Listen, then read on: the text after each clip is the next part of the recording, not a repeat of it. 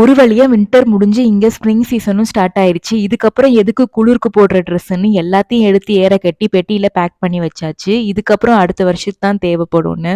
இந்த ட்ரெஸ்ஸுக்கெல்லாம் டாட்டா சொல்லிட்டு வெளிய வந்து பார்த்தா கிளைமேட் ரொம்ப சூப்பரா இருந்துச்சு. இதுல வாக்கிங் போனா நல்லா இருக்குமேன்னு உடனே போயிட்டு பாப்பாவ கிளப்பியாச்சு.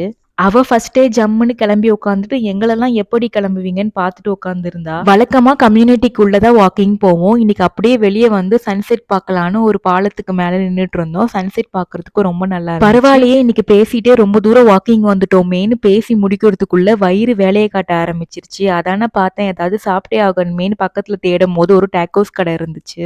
வாக்கிங் போறேன் நடக்க போயிட்டு எப்படி வடையும் பஜ்ஜியும் சாப்பிட்டுட்டு வீட்டுக்கு வருவோமோ அதே மாதிரி நானும் என் ஹஸ்பண்டும் நல்ல டேக்கோஸை வயிறு முட்டை சாப்பிட்டோம்.